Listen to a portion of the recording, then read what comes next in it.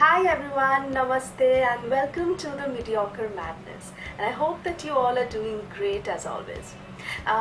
So today, as promised, I will be talking about something which is very relevant, very important and very appropriate considering the time that we are living in. Today the topic that we will be discussing on is emotional wellness. Okay, so let us understand first what is emotional wellness.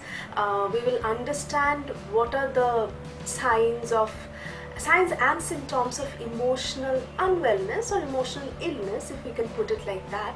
And of course, last but not the least, of course, we will be discussing about how to improve our overall emotional health. Okay, so if you are interested, then keep on watching. Alright, now, so let us first understand that what is emotional wellness. As defined by the WHO or the World Health Organization, emotional wellness is a state of complete physical, mental and social well-being, and not merely the absence of disease or infirmity. So in case if you're thinking that okay, I am disease free, so I'm emotionally fit and fine, that's not a completely right notion. So in very simple words, if I can put it like this, emotional wellness means number one, how you feel about yourself, so that's very important. Number two, how well and efficiently can you handle your emotions and behavior in front of others, and of course how do you react to a particular situation, so that's extremely important. And number three, how well can you manage your relationships both in the personal and in the professional front. The emotional wellness affects our physical, mental and social wellness to a great extent. Hence, it is extremely important to take care of our emotional health or emotional wellness. Okay, now let us understand how an emotionally stable or emotionally healthy person will behave. So generally an emotionally healthy person is away from any kind of stress, tension, depression and or anxiety. The person is more likely to have a more positive or assertive attitude towards life, which may include number one, the ability to adapt to change. So how well the person can accept change. Okay, so that's extremely important. Number two is that emotionally healthy person will always have a sense of purpose. So that means that the person will know what exactly he or she is doing. So the person will be extremely precise about that, and most importantly, he or she will know why the person is doing whatever he or she is trying to achieve. So that's another sign. The person is generally very self-confident and will have a higher self-esteem.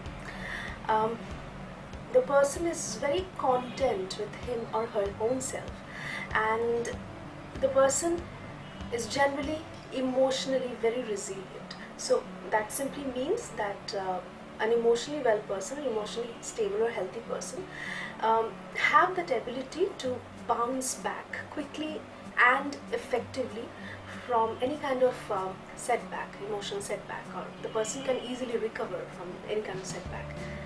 So in case if you think that you possess those qualities, you can very proudly say that yes, you fall into the rare category of emotionally healthy people. So congratulations. Alright, now that you know that how an emotionally stable person would react, now obviously now we will need to look at the other side of the coin. Hence, we will look at the signs and the physical symptoms. Of course, our body has its own way to reflect whenever we are facing any kind of stress or tension or anxiety, frustration, depression, whatever it is. So we will quickly take a look at the signs and physical symptoms of emotional illness. So let's go ahead and quickly take a look at those signs and symptoms.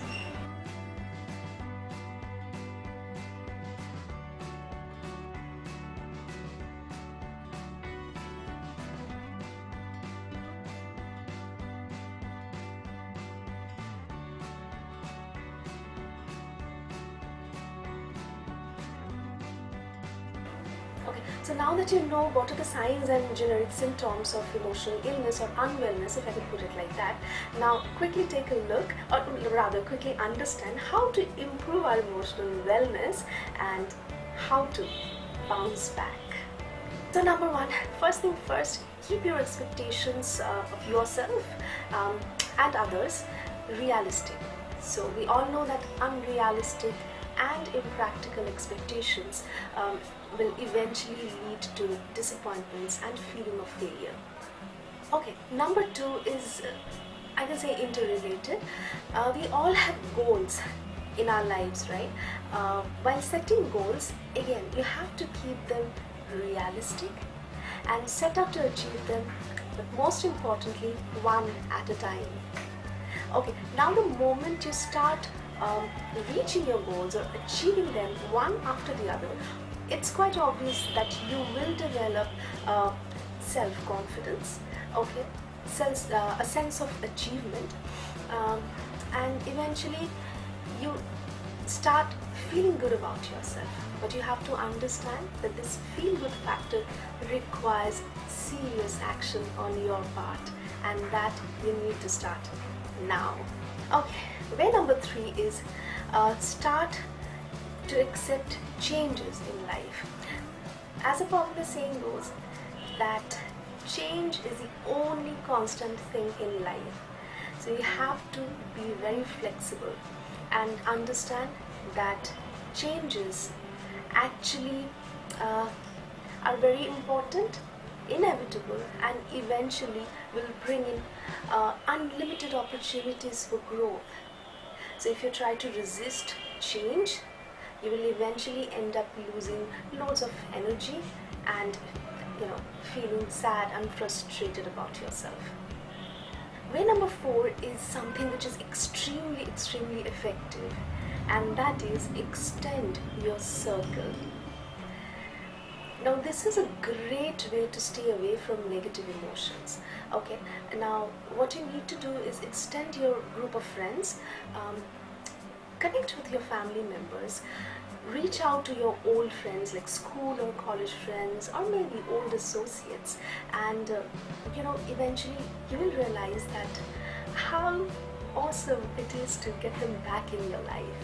Okay, way number five is nothing but surrounding yourself with positive people and positive thoughts. Gravitate towards people who are uplifting and supporting, and stay away from negativity, any kind of negativity. Try to see the positive side of every situation and do not emphasize on the negative side of people or situations. That is extremely important, and you have to do it. Okay, way number six is taking responsibility of yourself. Now, people and things can be very fun and enjoyable, but stop giving them complete credit of your happiness. Likewise, stop blaming them for your unhappiness. Background and circumstances can definitely influence who you are, but eventually you are responsible for who you become. Way number seven is choose to be your own best friend.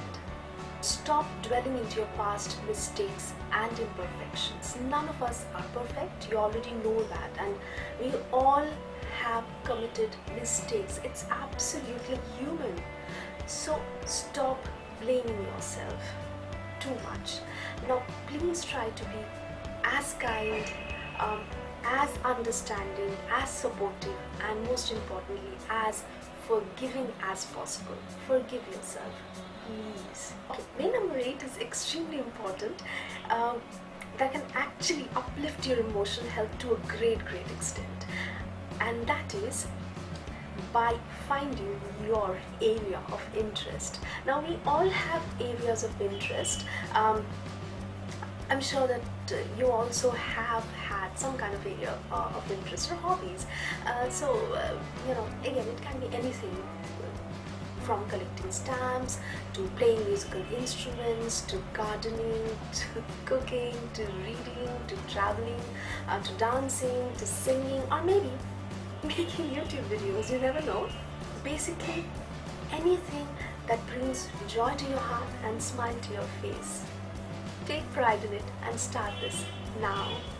Way number 9 is again extremely important if you want to be happy, and that is learning to say no. You have to understand one very simple thing, that you can never in capital letters please everyone. Doesn't really matter how hard you try or how much you try, haters will hate you. Then what to do?